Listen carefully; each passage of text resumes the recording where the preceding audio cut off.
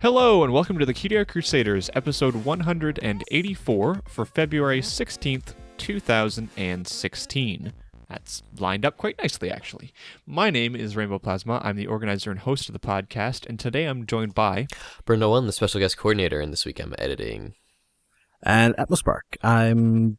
what do I do? DeviantArt, questions, stuff like that. I've forgotten. Well, you weren't here last week, so you're forgiven for completely forgetting everything to do with the podcast. But I was here the week before, but then not 2 weeks before that.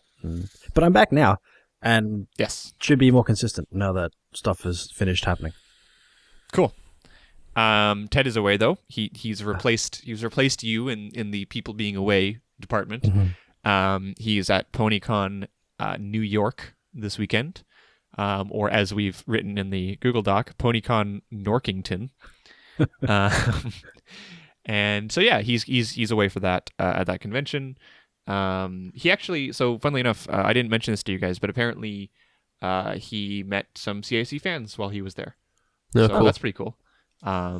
So yeah, He didn't meet me, and I'm like a Remy fan. And he didn't Snapchat them to me? How dare he? Right? Yeah. So we'll hear more from him about that when he gets back next week. But thank you to any fans who went to go say hi to Ted at PonyCon New York. That's really awesome of you. Hope you guys had a good time there, and obviously I hope Ted had a good time, but we'll hear from him when he comes back next week. Another thing we've written down in the Google Doc is Burns' Walkie-Stompie Wiggle Worm. Yeah. Which I desperately hope is you talking about your leg. I mean, I didn't write that, but yes. But it's right. But it's written. Oh yeah, no, I can see that. Why did you do that, Ben? So is this? So last week you said you had a snowboarding accident, right? This just to set up the context, right? Last week you had a snowboarding accident, right?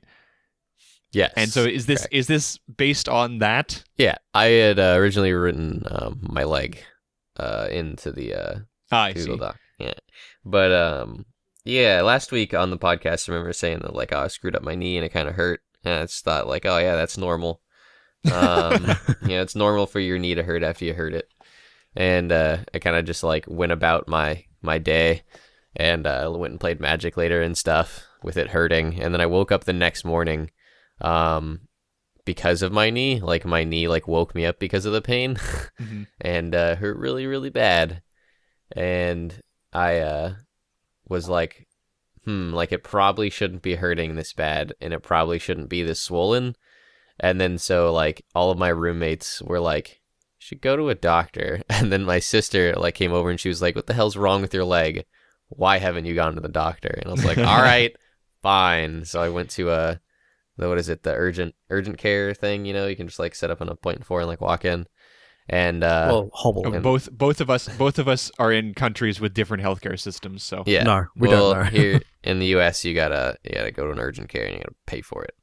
Okay. So I walked in the urgent care and they took my look at my knee and stuff, and basically they were like, yeah, your knee's pretty messed up, but it could be many things. So I had to get an x-ray.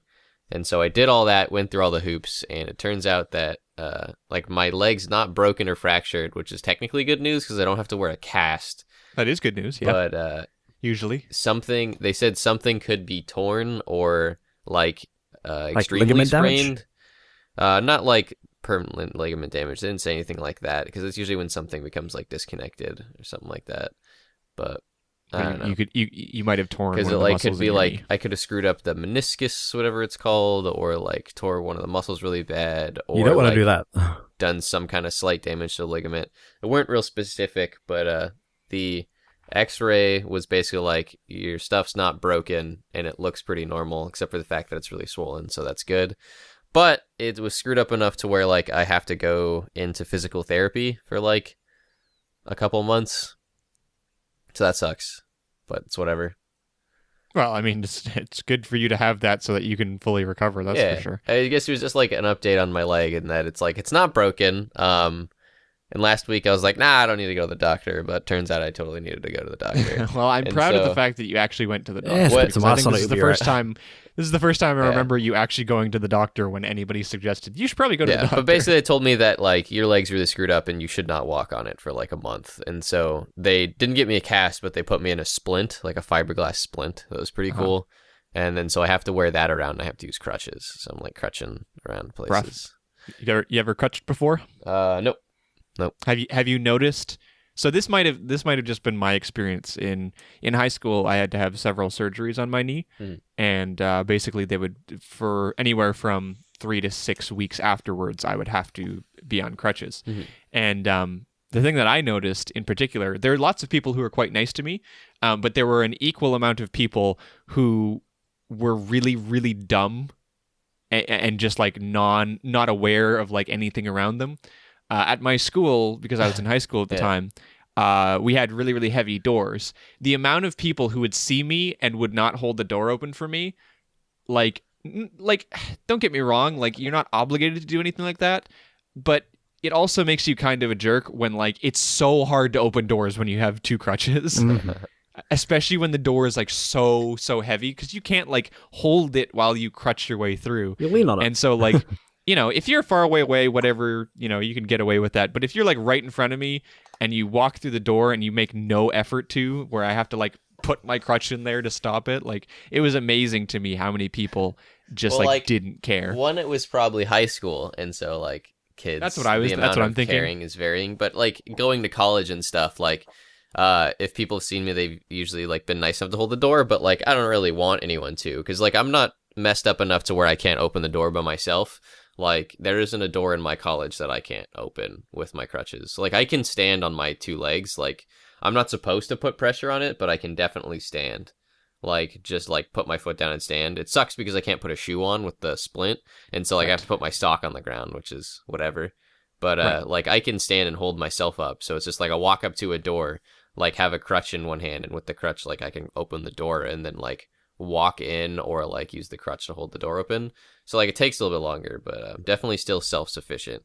Like it's interesting because my new house where I moved in has a lot of freaking stairs, and so like I've had to learn how to go upstairs without bending one leg. It's kind of an awkward that's fun, isn't it? But that's fun, isn't it? Like I could crutch up the stairs, but that takes too long. So screw that. So I just walk around my house. Get a wheelchair. What you'll find is eventually you'll find like shortcuts that like are kind of slightly dangerous for your leg, but like they're like a lot faster. Oh yeah, absolutely. Like I go down my stairs by hopping with one leg. Like I go down my stairs like extreme mode every single time, where it's like I have one leg extended outwards, and then with my good leg I'm just like hopping down like 2 steps at a time. Yeah, and you'll do that until the one time where you screw up and like almost re-injure your leg, and then you'll be like, maybe not. Nah, every time. I'm gonna upgrade to 3 steps tomorrow. Yeah, no, now we're good. We're planning on Burns' obituary next week. Yeah, rip my leg. And don't do that. Rest You've in already peace. done that, Burns. In pepperonis. Yeah. Life's good What about otherwise. pepperoni? Don't worry about it. Okay. All right. Well, I guess I'll talk about Valentine's Day. I Then was I was waiting for expecting someone you else to. to pick up that. I was waiting for someone else to pick that up. I hadn't Why read don't Valentine's Why Day don't in you there. talk about Valentine's Day, Joel? Because you're the only one who cares about it. I don't care about it. I just like sending out bad Valentines to everybody. Sorry, not Yeah, but sorry. you should care about it because you're the only one who isn't single. So it doesn't apply to me. Hey, I'm gonna have What? Valentine's What Day does that with mean? my mom. You're supposed to send Well, them out that's to nice. everybody else, What?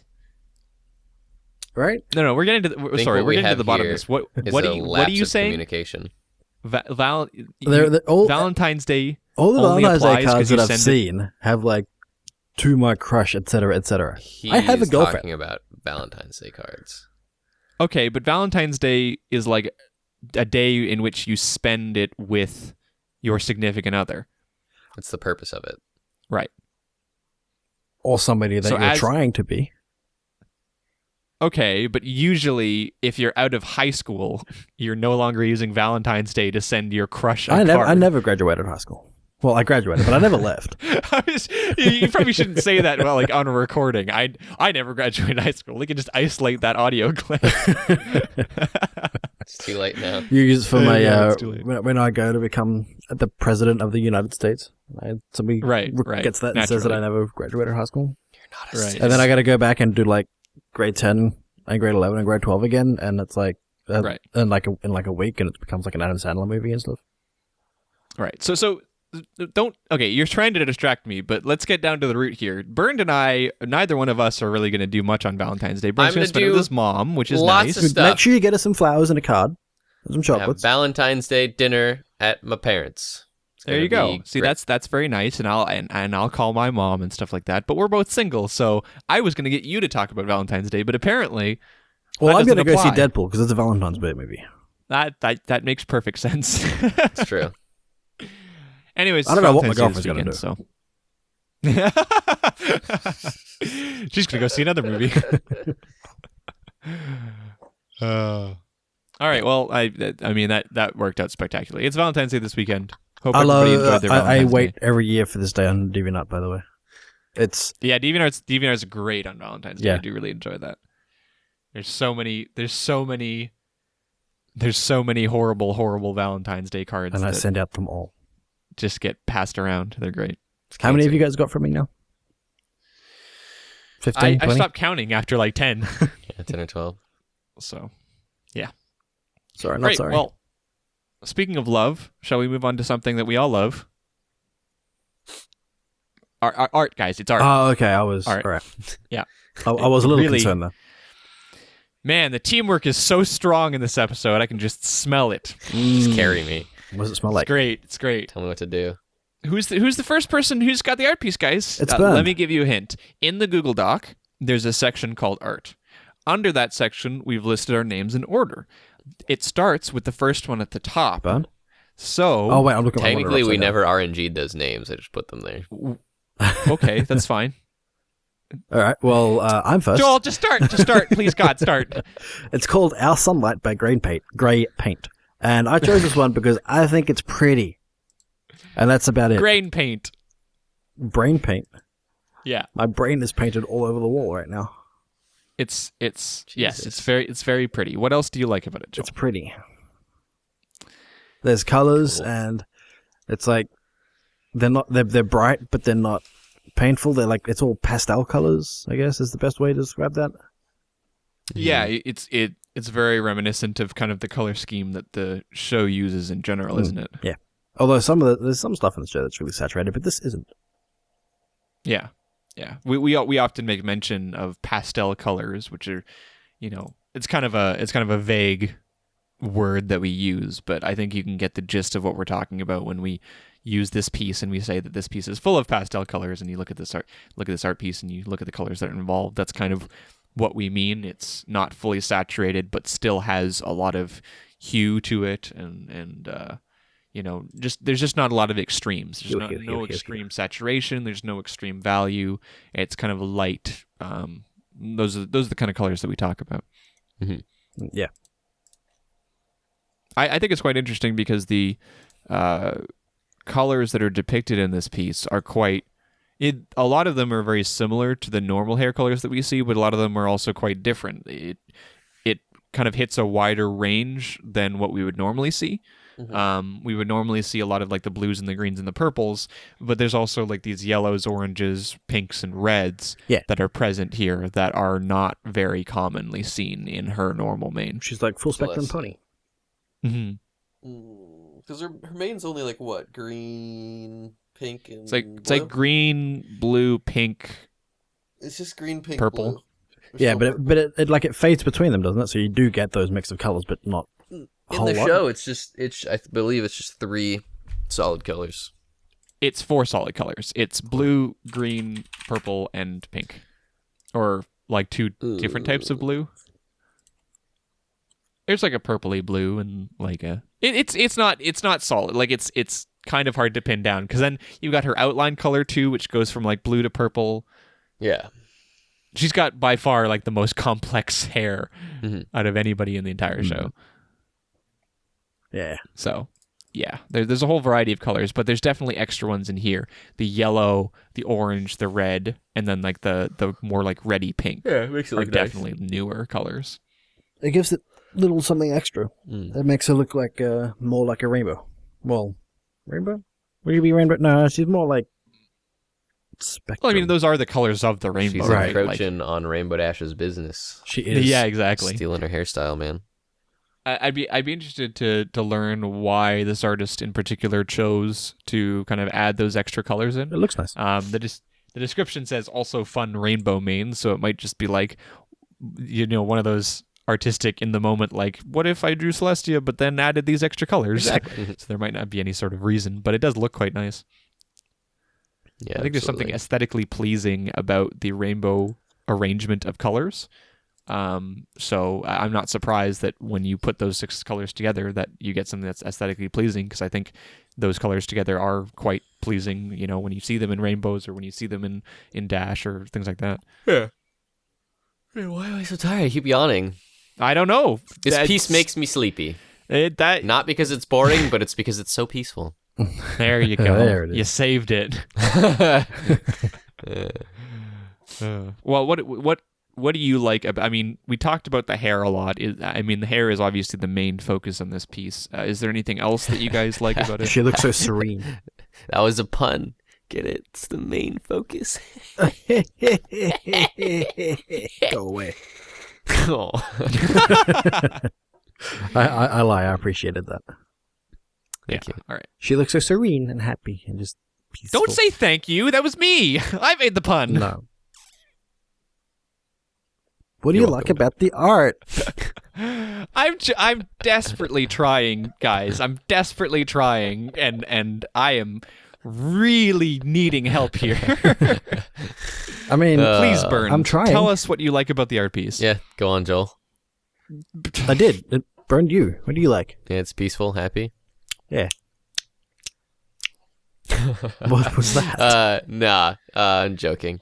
But similarly to what you were saying, like, it's very, like, we featured a piece similar to this. Like, do you guys remember a piece that I believe it was Husi made of Celestia, like in the sky, and she's like all just rainbows, like super bright, vibrant? It's kind of like, it feels similar to that, but it's like a more calm, desaturated version of it, because like Husi definitely meant to make it like blinding in your face, because like there's this really, really bright yellow, where in this one the background is like just kind of that really light, like white sky blue. But specifically what I like, I guess it's just about gray paint in particular as an artist, is they really like using kind of like more loose, like carefree brushwork and brush strokes, and especially like doing shading and stuff and like shadows. Gray paint never usually uses like dark blacks or anything to like make certain shadows on characters. It's always like a nice different like hue, and they'll show difference between like shadow or not shadow with color usually as the contrast, rather than like heavy uses of value. So I always really appreciate how Gray paint paints stuff. That's funny. Not using the Actually, black, Gray especially in paint something like this, gives it that light, airy feel.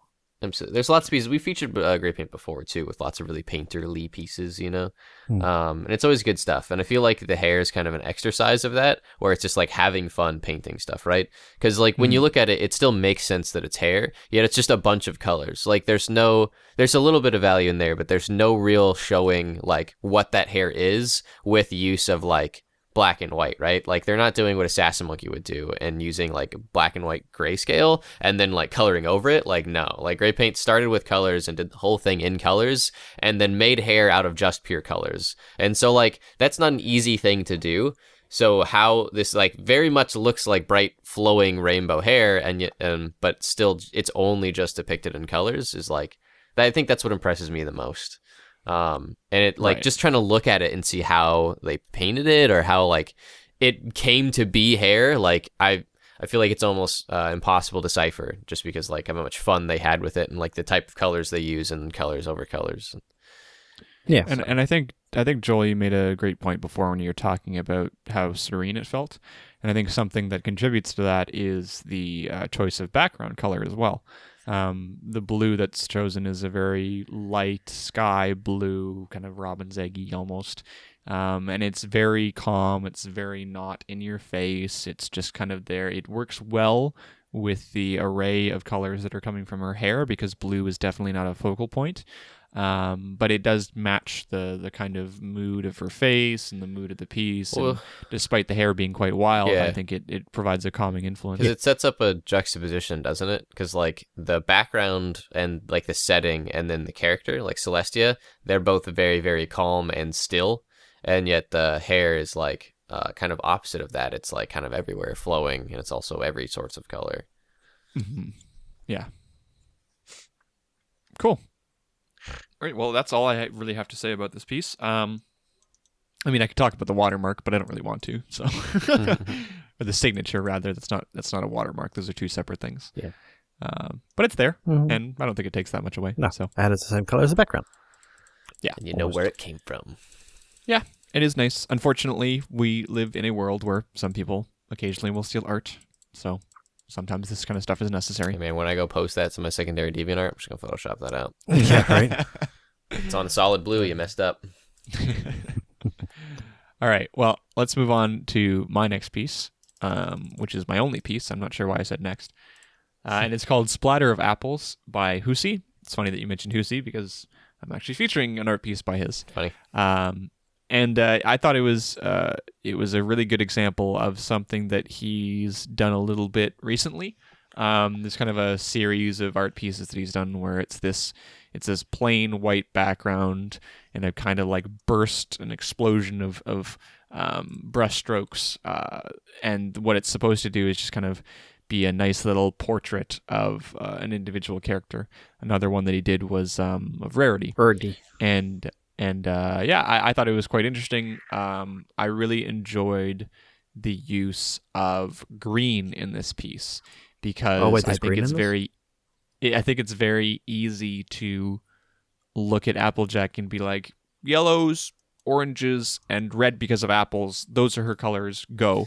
But her eyes are green. You know, her eyes are green, and it provides quite a big contrast. And so, what he's done with the paint that kind of explodes outwards was he focused a lot on the green, and it really provides again kind of a juxtaposition between her eyes in the background and the rest of her character. Those compliments, though. Mm-hmm. I like it. What do you like about it? Everything. It's Nope, all just like it. That's it. I just like it. She's so happy, and there's like, even though it's like red and green, you don't often see red and green together, except for like stuff like this where it's quote unquote weird. But everything's it's not ugly, right? It's a bit jarring, contrasting, but it's not ugly. It's jarring, but it's jarring in a good way, right? Like it's not. I guess the way that I would look at it is it might be complimentary, but it's not so extreme that it like hurts or puts you off the piece. right? And it's got a completely different feel to the Rarity one, even though it's the same. It's like it's similar style. The Rarity one is a lot more subdued than this one. This one is all bam in your face. I'm gonna kick you in the eyeballs, right, type of thing. Yeah, I'm gonna buck you right in the face. Yeah, right. And I think a little bit of that is intentional and directed towards a depiction of the character's personality, perhaps a little depiction that he prefers. He might prefer the more kind of energetic, forward, confident, energetic Applejack, whereas Rarity is a little bit less inclined to be in your face about certain things. And they look different. Like if you look at the Applejack one, all the weird splashes of color are all really sharp and crisp, and you can definitely tell where the edge of them is. But if you look at the Rarity one, it looks a bit more wavy, a bit softer, like it's slightly watercolored, stuff like that. So again, there's the personality differences there. Right. And the brushstrokes themselves are also quite different, and they convey different things. So in the Applejack piece, there's a lot more kind of messy ones, almost like paint splatters. You can see, near the bottom, she's got the rope and kind of like the dirty, muddy colors down there. And I think that kind of gives off the fact that she's a little bit rougher, not afraid to get dirty, that kind of thing. Yeah.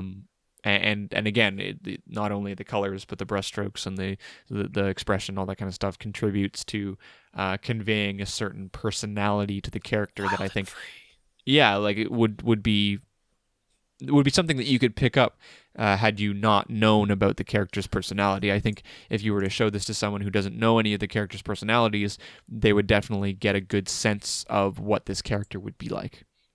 I'm thinking they're probably like apples and root. I mean, obviously, some of that you have to give credit to Lauren Faust when she designed the characters, because I think the character's design certainly gives off a certain air of Apples and rope. yeah, but well, I mean, you've got the hat, right, which gives off a Cowboy. you got the hat and the freckles and the blonde hair, which gives off Yeah. a certain feel for it. But obviously you can't just give all credit to Lauren Faust, because there's lots of other stuff in the background and the depiction of the character that exemplifies certain traits and gives off a personality behind it. Like Sesame Monkey did a really good job of showing like kind That's of Husi. Husi. It's funny that you excuse said me. Assassin Monkey, Yeah. because that's exactly what I thought of. I thought this was an Assassin Monkey piece. Actually, at I first. can't help but think Assassin Monkey when I see Applejack. And I was actually like looking at some stuff in Assassin Monkey's gallery, and then I came back to Husi. So I had him on my mind because I know he'd like something like this. But yeah, Husi, excuse me, did a really good job of like kind of showing expression and like the brushwork and the colors in the background. Mm-hmm. Yeah.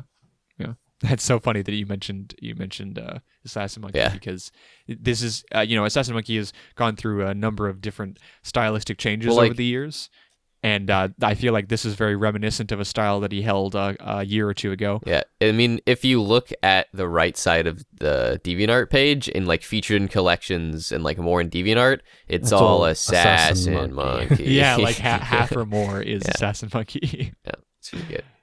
Yeah. And then weirdly, one of those reindeer ones we featured 2 weeks ago of Celestia. Well, when you find good art pieces, chances are you'll find a trail of other good art pieces that we featured. I find that Also, is that quite frequently. the more from Deviant? Is it tailored to your account, to how you view things? I'm sure they probably have some algorithms in place for that. Because I'm on the CAC account, so that would explain why that's there. But it also might have some algorithms in place, just as an average, like Right. An average number of people who looked at this piece also looked at these ones and stuff like that. So Algorithm's a cool word. algorithms is a cool word. So yeah, I thought it was one of the things that really stood out to me was the way that that Husi depicted a personality through art, which I thought was quite impressive. Because when you look at a portrait is supposed to give you kind of a general summary of a person, and I feel like we can get caught up in how they look very often with portraits, but I think these circumstance, the surroundings, the context gives off a lot of clues as well. When you look back at old portraits from the 1800s, the 1700s, stuff like that, you can gain a lot of contextual clues. What were they wearing? What were their surroundings? What were the tools that were around them? What were what was their social status? These kind of things. This isn't quite the same thing because it's more of an abstract background, but I think it does something similar in that it conveys more information than just how did the character look. Yeah. And I think that's pretty cool. Well, like something worth talking about is like when we talk about portraits, like it's usually just like a picture of someone who's existed, right? That's kind of like what its purpose was. So like in those olden paintings, it was just like it was a picture of them, and it was like how they wanted people to see them, right? So it was very vain in a way, where like a more, I guess you could say, modern day portraits sometimes, or like in a portrait like this, like obviously the character hasn't existed, you'd say existed in the cartoon, but it's like it's much more about kind of the emotions like attached behind them when you look at just like the bright splashy color stuff, and so it kind of gets down to like which is a better portrait, like the one that has something kind of like crazy brushwork and kind of gives you an idea of like what that character might be like, or like emotions held behind that character, or some dude like standing with his hand halfway in his jacket just kind of like daunting there, like maybe that Right. guy was just boring in real life and so he's boring in his painting.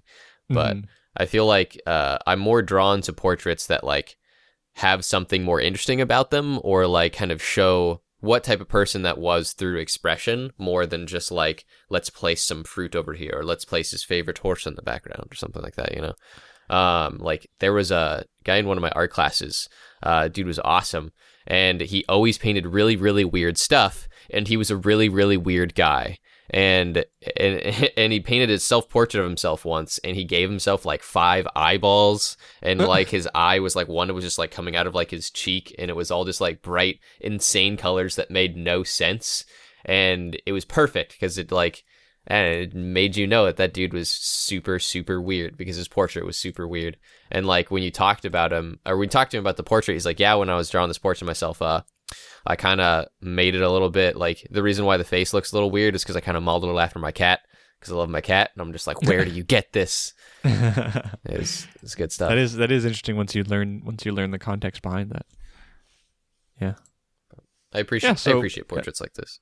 Yeah, I do too. I think it's definitely kind of like an outside the box it's an outside the box thinking when it comes to portraits, because I think people can slip into this mindset of portraits have to be this way, where you're standing in a room and from a certain angle and nothing in the background, that kind of thing, right? Because like, is a portrait like just supposed to be like visually similar or just like visually recognizable as that person or character, or is a portrait supposed to be a representation of who they are as like a person and like as a being, full of all of their emotions and personality? And so if you make something where it's just like, that looks kind of like them, like, are you really portraying their personality? So some of people's like favorite old school like painted portraits from like old like Renaissance days are like the ones where when the person was painted, they're painted super sassy, or they have some kind of silly expression on their face with like a big huge handlebar mustache and he's like giving you the eyebrow.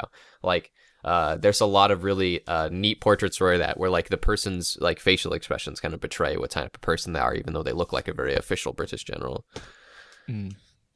Yeah it's funny because I'm sure that when it comes down to the definition of a portrait, you'll have some people who will agree that they enjoy messing with portraits as a medium, but I'm sure you'd probably also get some people who are quite purist about it, and they're like, no, portraits are very specific in their definition. And yeah, sure, like, there's some person out there who thinks that. I think, like, because we're being very loose with the term, because when we think of portrait, we think it's just a representation of a person, like it's a person or a bust, or like just, a picture of them, it's a portrait of them. It's kind of how we use it. But like by the art history definition, a portrait is a representation of some person or something that has existed, and is like a testament to that fact, a recreation of it. And so like technically you could say ponies don't exist, but by our definition, they existed on a show, and that's now a representation of them existing on that show. You know what I mean? Right. So. Yeah. Oh, art history. Oh, you. All right. We good? Let's move on to our last piece, which is yours, Bernd. Sweet. So the piece I chose to feature this week is called Snowfall by Sontrava. Did you change? I did. You change your art piece? I did change this. I was like, "What are you talking about?" Could you help me out? Have we featured this piece before? No, I don't think we have. Okay, because like it was, it came out in December, and so I think I would have remembered it, unless you featured it in an episode in which I was away. But I don't think we did at all. So? I don't recognize this at all. Okay, cool. Well, maybe it's on the CAC account. I don't know. But anywho, no, I just switched it to this one last minute because I was kind of just going through painter ones, and this was again like on the right side of the page of like art pieces like this to my original one that I'd featured, and it kind of caught me off guard is that it's very I would say uniquely done in how it's painted. Again, like I'm looking at like how painterly this is. Like in our first piece, the one that Joel brought, like gray paint really likes using kind of a painterly style, and this artist in particular, who I don't think we featured before, Sontrava, has again a very kind of unique, very painty style. Yeah, it reminds me of someone who's using an actual kind of oil paint. Yeah, like especially in the snow. You know who it reminds me of? Do you remember? Is it Trigion? Do you remember that name? Oh man, I haven't heard that name in years. Yeah, does like the dude who did oil work, like actual oil like paintings and stuff? Do you remember that? Yeah, no. Man, we haven't talked about that guy in a long time. Yeah, you're right. Cool guy, but no, this kind of reminds me of that because it looks like it's kind of oil, like painted like oil. There's a lot of like aspects about how it's done and how colors are used that make me think oily, and like you really got to look at this piece like as big as you can. It's not as big as my screen, unfortunately, but I wish it was bigger. But there's so many really cool places of color that exist in this piece that just like kind of looking at it and looking at different areas of it, it's amazing. So like really quick, I'll talk about the piece as a whole. Like it has this really cool focus thing going on, because like obviously what's kind of actually in focus, like with our eyes, is the two characters right in the middle. So what is it, Big Mac, and then what is that character's name? One of the mod sisters. Marble Pie. Marble Pie. Thank you. Like they're actually in camera focus, right? And so you have a character that's in the foreground that's blurry, and the characters that go into that vanishing point there, they kind of lose focus as well. So it's very clearly about them talking to each other, kind of sharing a kind of cute romantic Christmas moment. I was gonna say, I'm quite impressed because you actually, even though it wasn't made for Valentine's Day, this is kind of a cute like romantic Valentine's Day thing. So Yeah. good on you for picking one that actually Oh, fits. Ben's a romantic. Oh, It's funny how that works out like that. But I ship it. I should send you a what is Valentine's it? Day card. Please, Oh, God. please don't. No. But it's creating our focus by having those characters in focus. They're very contrasted to the background. So like how much they're colored and how much like Big Mac is in shade and things like that, they're very juxtaposed against like the bright white of the snow around them. And so it kind of brings our focus there as well. And there's lots of converging lines headed towards them. And so the vanishing point's kind of a bit above them in the background there, but it's a really cool like way to paint this piece where like everything's kind of vanishing between these characters and they're kind of like walking down this path. But it helps us again kind of focus our eye towards there, because it brings all these vanishing lines, or the orthogonal lines, if you remember back in the day, they're like bringing our eye inwards towards the center of the piece where they're kind of casually walking. And the vanishing point is close enough to them that by the time your eye gets to the vanishing point, the thing that's going to pull you, like the thing closest to it that's going to pull your attention, is them. Yeah. And so they're done very cute. They're painted very well. They kind of have this warm light coming from like the shops and like the lamps and stuff on the right-hand side. And so like the characters are casting kind of cold shadows and yet have like kind of warm lights on them. So that's cute because we talked about that as well. And so there's just so many smart painty stuff going on. So like there's that with the light, but then as you like kind of look everywhere else on this piece, it's so busy. There's so much going on. There's so much kind of detail and brushy stuff just put into everything. So like every single little Christmas light is like very lovingly placed and detailed on the edge of like every bench and every little fence and like wrapped around the poles. There's snowflakes over the entire piece. The trees on the left-hand side like start with a base of blue, and then like there's colors painted over them, and like there's like I don't know, like just a bunch. It's like 7 colors just in the trees, you know. I mean, it's like blue, purple, violet, but then like all those shades in between with like white on top of it. And then I was gonna say, just jump in there to talk about, because you mentioned the Christmas lights. Mm-hmm. We mentioned kind of painterly, and it reminded us of an oil painting. The lights, on the other hand, are quite digital. And I thought that was an interesting touch, to have both things that remind us of paintings, but also things that are very clearly like, not necessarily that they have to be done digitally, but they look very kind of digitally done in the way that they give off light and the way that the colors are used. They almost actually seem to glow. Right. But I think... So I just really like this piece. The more I look at it, the more I like it, because it's so busy. There's so much going on. There's so many colors. Like nothing is just one plain color. Like the snow, like when you think paint snow, like snow is white. But if you look at the snow, there's just hardly any white in there. Like look at what they're walking on. Like it's kind of whitish with peach and like purple and a bunch of stuff, and oranges in there and blues. And then the hoof prints are like in like blue as well, and like violet and purple. Like so good. Yeah. So good. Yeah. All right. And you mentioned the shops on the right, and what I thought was interesting was there's kind of this duality of the shops on the right, which are very colorful, very warm, super detailed, and then you've got the trees on the left, which, while they still have a variety of colors and a certain level of detail, they do kind of blend together. They've got a lot less detail, and so you've got these two sides to on either side of the vanishing point. On the right hand side, you've got all of this detail and color. On the left hand side, you've got a lot more of this like smooth, blurry tree vaguely tree-like things, right? It's just a very interesting contrast. What's interesting is there's lots of like double contrast going on in terms of warm and cool. Like look around. So you were just mentioning the buildings and the trees, right?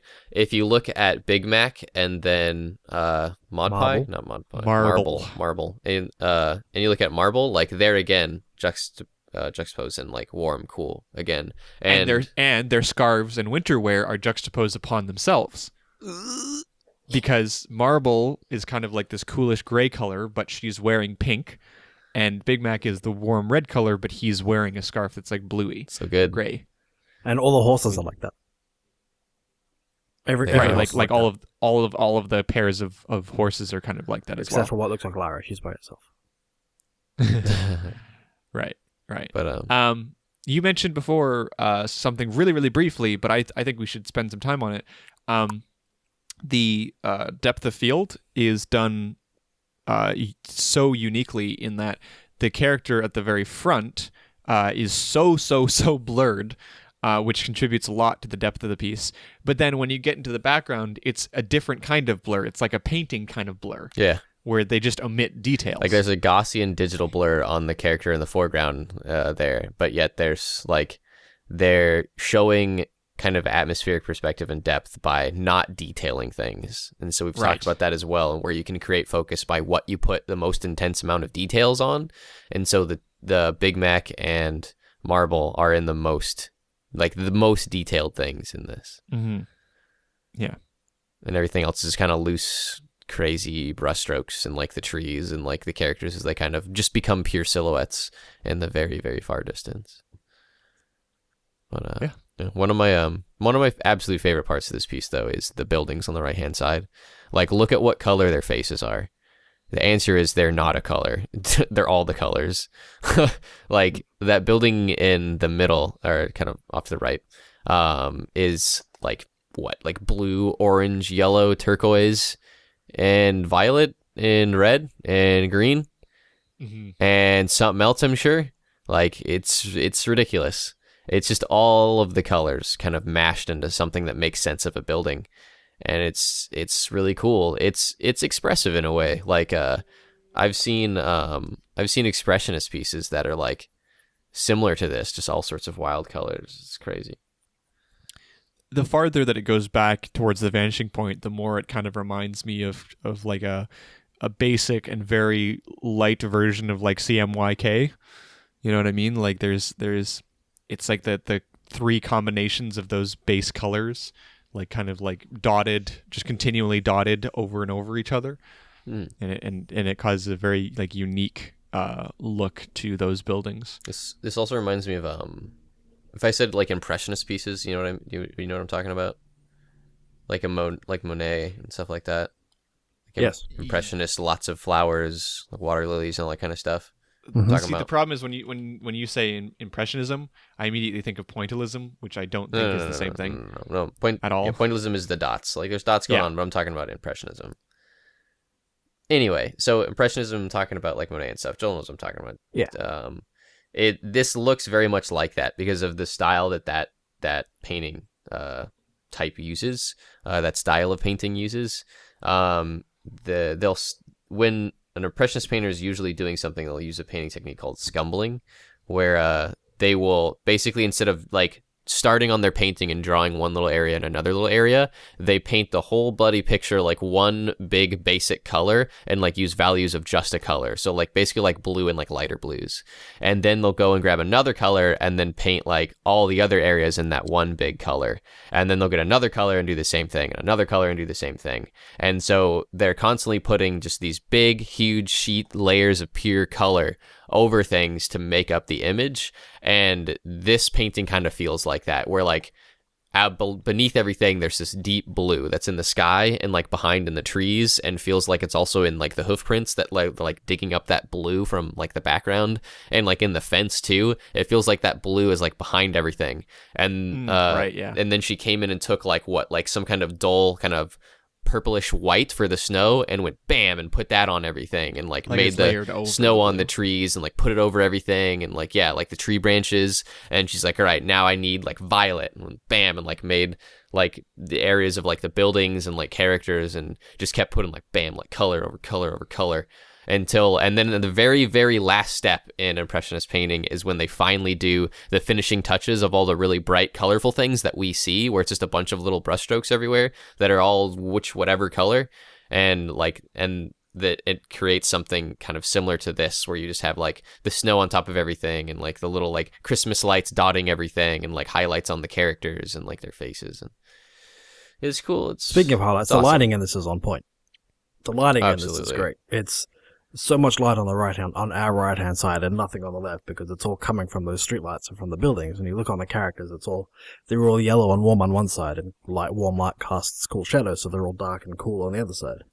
And then reflective lighting coming from the other side, coming from the tree side onto the characters. You can see purple on like Big Mac and yellow on Marble, stuff like that. It's all really cool. Well, that's a great job from an artist that I don't think we've featured before. So that's awesome. Well, that is everything for our art pieces this week. So we are going to move to Joel, who has a couple of questions for us. Yeah, want to do them both? Yes, but I mean, let's just read out one, and we'll see where that goes. I'll start with the one from Muffin Man. So, Muffin Man, who lives on Drury Lane.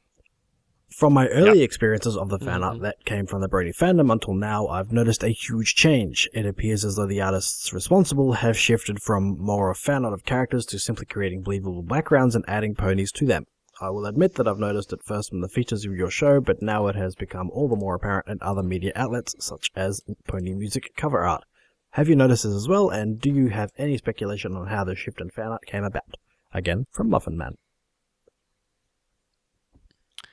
What I found most interesting about this question is that he mentioned first noticing it in the show, and when he said that, I immediately thought, well, yeah, because we tend to focus on particular forms, particular pieces that have certain tropes behind them. But when he mentioned it kind of extending out into other kind of media outlets and different places that he's looking, I found that quite interesting. And, I think this isn't really a question that we can answer factually.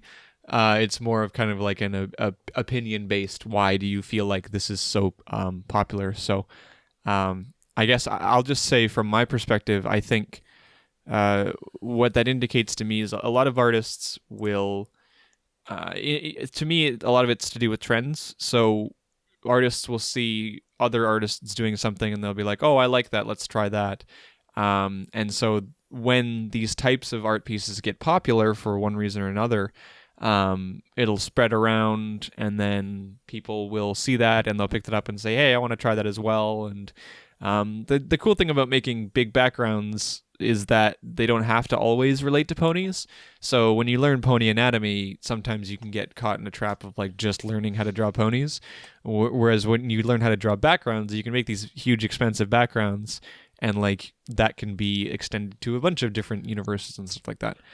So I guess that's my opinion on it. I'm of a similar opinion. Like, I'm thinking, like you and I, and maybe a little bit of Burn, most of us, a lot of us like started. Like, we started watching ponies and enjoying the show, and they thought, okay, I want to try my hand at drawing them, right? So a lot of us started drawing ponies, and it's the same with a lot of artists. And you get to a point where you're enjoying drawing ponies so much, and you're really, really good at it, and you think, maybe I'll try doing a little bit of a background. And then you think, okay, that's cool, maybe I'll do a bit of background. And then you come to the stage where you're drawing really, really big, expansive backgrounds, like you said. But it started with the pony, right? So what you're saying is it's kind of like a natural it's a natural progression, as people seek to kind of explore and get better at their art. It's kind of like a natural progression. Yeah. I think all of your guys' points are correct. Like when you watch a show, especially do fan art, like you notice, you see the characters and you want to paint the characters, right? And once you've painted the characters enough, you're like, man, I should expand into something, and then you usually try expanding the universe or the realm that character lives in. What else which exactly, like opens up the possibility to like paint the background and like explore the world in which your characters that you care so much about actually live in, you know. Like I was gonna add to mine. It's first you start drawing, like you get really good at drawing just the character or just the faces or something, or like a position or something that the character's in, and then you think, I want to add a story to this, but I don't want to make a comic. I just want to have everything happening in the one image, right? So you get like we've seen a couple of them now where they I can't remember how we put it. Like it sets a scene. So like we had that one where the two ponies were sitting at the bar in the sky, and you look out over the huge expanse of Equestria. Remember that one? I remember who that one was by. Yeah, right. Yeah, it was like world building. Yeah, that's where I was going with that, world building. But you build the entire world in the one image, and that's why a lot of people go towards that, because it's cool. It's interesting. It's enjoyable. Right. Yeah, but like so. In my opinion, I actually have a different one from you guys. Like, I feel like this question or this type of thinking is actually it's a fallacy. Like, I don't believe that you're on the right track when like when you're like making this type of observation with artwork, because like any artwork has this type of like, I guess, hole that it could fall into or be categorized under, where it's like you have a thing and then you place it onto a background. Even just to like how we describe artwork in general, we break it into 3 planes. You have a foreground, a midground, and a background, and you usually always place the character on either the foreground or midground, and the background is its own beast.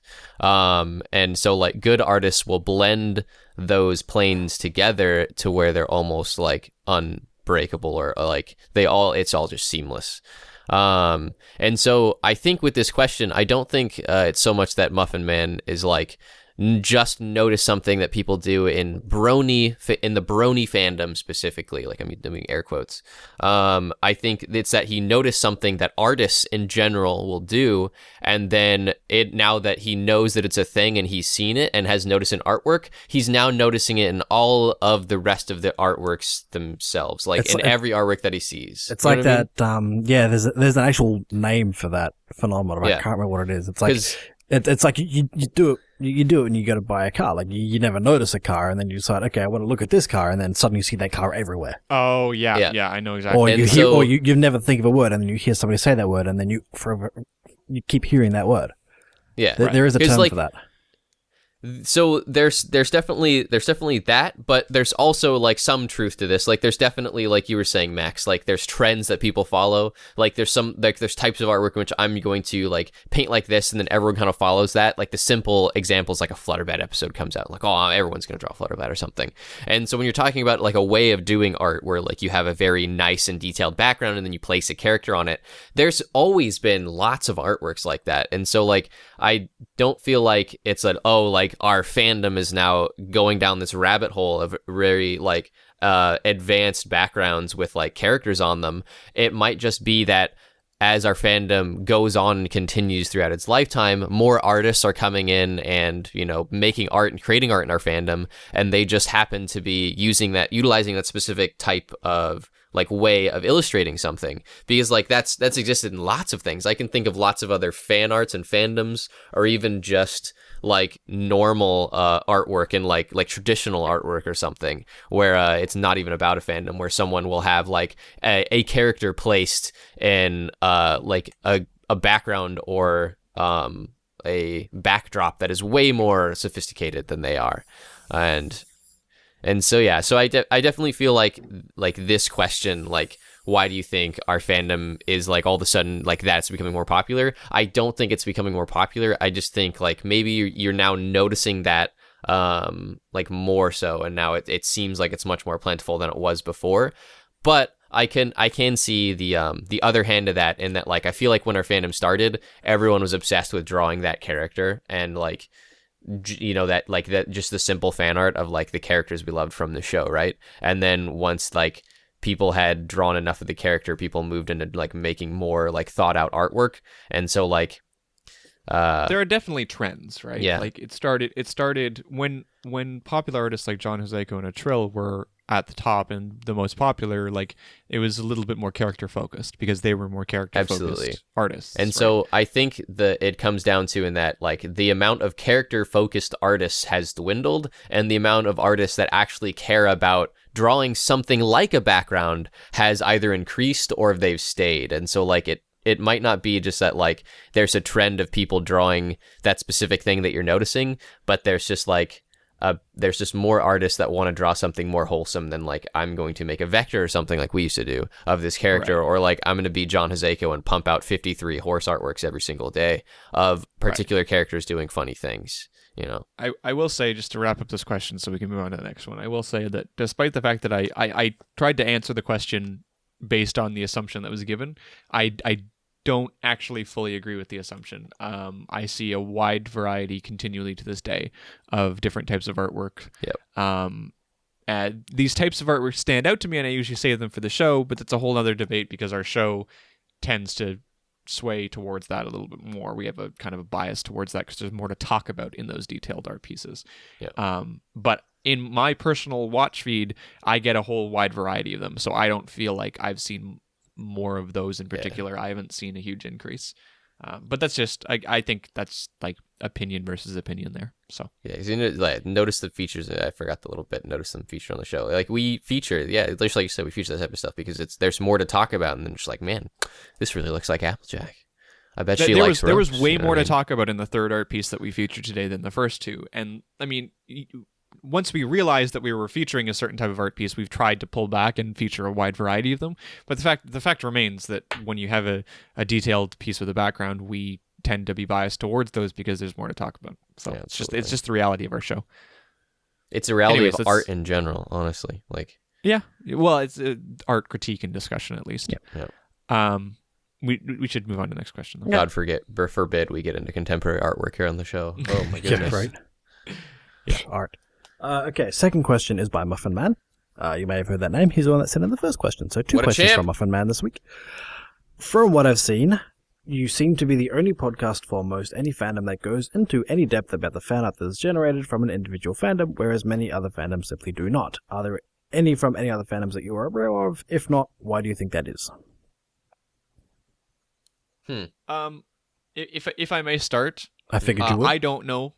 I don't know of any other ones that do what we do. And if I'm perfectly honest, it's just because nobody else has gotten up and done it. I think what we did with this show and what we've been doing with this show is incredibly unique.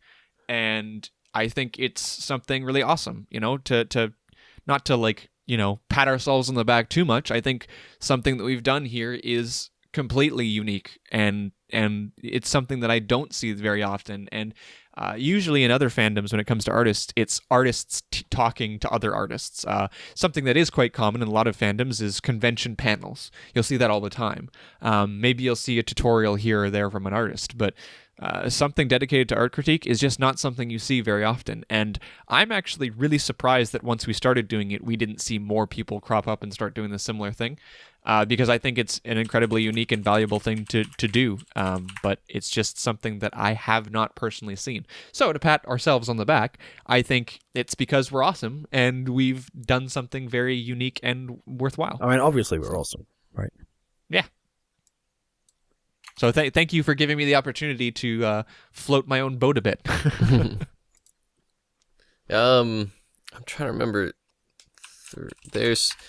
So I know there's a podcast, and it's not about brony artwork at all, but the name of it has to do with horses. And I completely forget what it was called, but God, it was Darken, so Darken Horse Art Podcast. Well, like what was it about? Horses. Darken, hold on, interview. I think it was It's about literally dark horses. just interview questions, Darken. This isn't it. So it's. I'm just reading Google really quick. Sorry.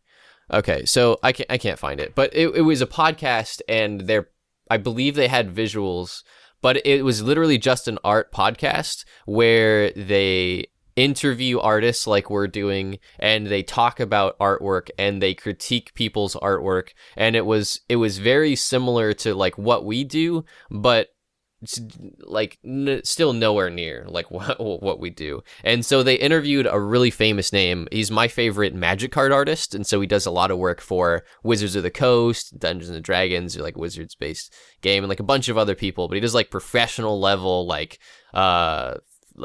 science fiction type artwork and fantasy artwork. And his name's Darken with 2 A's, so Daarken. And he's awesome. I love all of his artwork. And so they were interviewing him, and that's how I ended up watching their show. And their podcast is something weird. It's called like the Dead Horse Podcast or something. I don't think that's right. But it's something weird like that, or like the Four Horsemen Podcast, whatever. But the one thing that like I felt like they didn't quite grasp was just like how each of them interacted with each other. I mean, it almost felt like, because like, now we make a podcast to kind of, you can poke and we can kind of make nitpicks at how other people do their podcast. And like, it was neat. I really like Darken, but like they kind of lacked focus, like direction.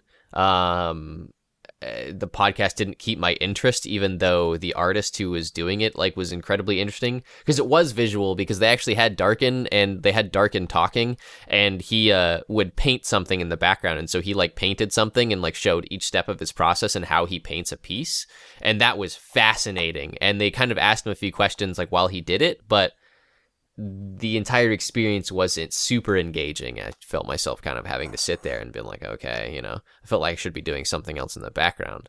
But I'm way getting off track here. Okay. What time is it? Hour and something. Hour and 10. I'm getting super off track. I think the point is to this question is like, why do you think no other fandoms specifically have created some kind of show where they really care about like the artwork that is coming out of their creative outlet, their creative community? And I absolutely don't know of any other podcast. Like this podcast I was just rambling about was specifically about artwork and talks to like really popular artists that exist on the internet, or just like in general, like in modern day. And it's kind of like has to do with like pop culture and some other things, but it's like, it's definitely not directed like at a fandom. And like I think we were blessed with a fandom that is intensely creative and like had the type of outreach that we could go and like dig Absolutely. from. Absolutely. But there's definitely some artworks out there like a Pokemon fandom or something where like we could definitely delve deep enough into the type of artworks, even like the Steven Universe fandom. Like I see all of those I think are great examples of fandoms that could have a podcast like this. But the thing is, you just don't get enough people who you don't have like in those fandoms, you don't have people that are constantly like scavenging at every single opportunity that they can use to make for a creative outlet. So like the only reason why we exist is because we decided we wanted to do some kind of silly fun podcast about vectoring, something we actually knew, and then we were grabbed by a network which was hungry for any type of creative visual media that they could like pump out there and like have people watch. And so like you just don't have enough people in those fandoms that are like, man, I really want to do something creative and dedicated every single week for 3 years. And so like people don't want to do something that like finite, that like specific. They're not passionate enough about that fandom or that thing to do something that specific. And so we were in a very like unique scenario in that like the four of us were willing to do something that specific for so long. If I'd have known how long it was going to go for. Again, like the other thing is too, that again, to pat ourselves on the back a little bit, as Bern was mentioning, there might be a couple of examples of podcasts out there that do something similar, but I also think we've done a really good job at what we tried to do, which is take a subject like art appreciation critique and not make it some sort of like snooty artists only club, like we've tried to make it so that we take these complex subjects and we learn about them and we share them with people who enjoy, who might not, spend all their time looking for art, but still have an appreciation for it. and we've done it, and we've done a great job of doing that, and we've made concerted efforts, and like you said, we've made an effort to try and do this every single week, and to try to make our format good and to be organized and all that kind of stuff. So like I'm surprised nobody's tried, but I'm not necessarily surprised that there isn't people out there succeeding to the same extent, or at least for the same amount of time, because I think we've done a great job. I think we've done a really good job of that. So yeah, I'm surprised that it doesn't exist in other fandoms. I thought the example Byrne brought up of Pokemon was a great one. Why doesn't that exist? If it doesn't, it might, but like, why doesn't it? And I don't know. I can't answer that. I don't know. Such a small fandom. Nobody's that dedicated. Yeah, nobody ever talks about Pokemon. Ever. So yeah, I don't have the I guess I don't have the answer for why I think that is. It's a surprise to me, but at the same time, I don't think it's something that can just crop up. It's something that needs time, effort, love, passion, dedication for a long time. Just right? as a fandom, like, we're incredibly passionate about the type of stuff that we as a fandom create, right? And so we're constantly looking at pony fan art, and we become fascinated with it, and we're like, this is awesome, and we love this. Where in other fandoms, like, people make fan art for that fandom, but then you don't have people going like, man, like, the reason I love this fandom is because of all the Pokemon fan art. Like, no, they love Pokemon, right. And it just so happens that fan art comes out of it, where it's like, I came into this fandom and stayed in this fandom because of the type of stuff that was being created for it. And to the point where, like, I think all of us hardly give two junks about the show anymore. We just love the type of stuff that comes out of it. It really is. Well, I mean, I disagree. I give a lot of junks about the show, but So do it's I. separate now. It's very separate. Yeah. It's like the art and the show are now two separate entities in my head. But the thing is, when I look at other fandoms, when I look at like the Pokemon fandom, when I look at like Steven Universe, there seems to be a lot less emphasis on the artists themselves, and so there's much more of like a very like quick consumption of the art, and then like just like people will look in and be like, oh yeah, I like that, or like I'll reblog that, and then like you throw it away, right? Whereas I feel like in the fandom from the start, there was a big emphasis on the people creating it, and when you focus on the people creating it, you focus a little bit more on not just like viewing an art piece and then throwing it away. And so I think we were very privileged in that regard as well, to be in a fandom where people, like, there seemed to be a more natural appreciation for art. Again, I want to give a proverbial pat on the back to, like, not just us, but like our fandom, because like we actually gave a damn. Like, we gave a damn about the artists, like who made them, about the content that we or they created. Or in other fandoms, before we it's even like, did anything to do with the podcast, there was a noticeable sense of appreciation specifically towards artists. John Azeko, like that being a thing, like, he became right? an Like, icon, right? And not just like in certain sects of the fandom, like everybody knew about him. And then when he kind of like petered down, another one picked up, and there was an appreciation for the artist, not just an individual art piece. Like, don't get me wrong, people care about artists making artwork in other fandoms, but it's like, it's almost like artists or people who already appreciate art, like, caring about that person who makes art. It's not like an entire, not the general public, like, united fandom happens to completely get behind this one person who's creatively making things for them and for that outlet. It's where in, like, when I see stuff happening in the Steven Universe fandom that I'm actually paying attention to, or whatever other fandom, it's just like the people who are actually caring about that person in particular are already care about artists in particular, or are one themselves, Yeah. My Little Pony art and the art world surrounding it was as unique a phenomenon, I think, as the fandom as a whole. You see it because it took over DeviantArt, and it still is. It's still taking it over, right? It's exploded. Big. It's everywhere, right? So there is something there that's different. So maybe that can help explain that a little bit. But anyways, we're like way over time. So speaking of organization, but I think we talked about some cool stuff. So now that we're done with the questions, Joel, can you do the plugs? All right, there's a few places you can find us.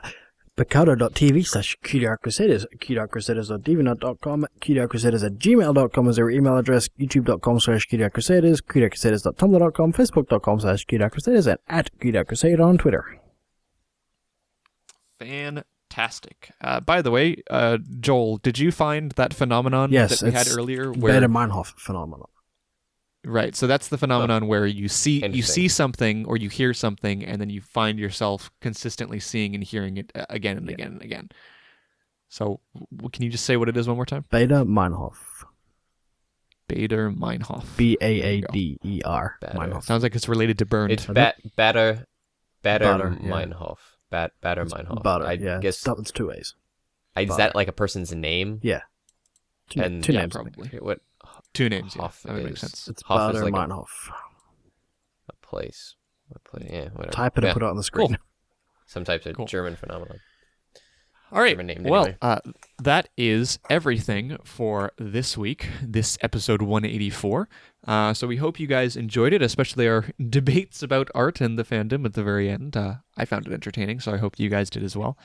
If you'd like to have more of those kind of questions answered, then feel free to send it in to our email, which is cutieartcrusaders@gmail.com. We're happy to answer and debate those kind of questions all the time. But without further ado, we'd like to thank you guys for watching. Whether or not you're on the live stream or on YouTube, we love you all the same. We will have Ted back next week, and we should have a full 4-man podcast. And I believe, Burned, there's something special planned for next week as well, Yeah, we right? should have a special guest. Should. Cool. Awesome. Well, let's just in case the person can't come, let's leave that a secret. We'll tease that. Nah, it's Captain Pudge Muffin. If he doesn't Well, show, I'm there goes the pissed. tease. There you go. Yeah.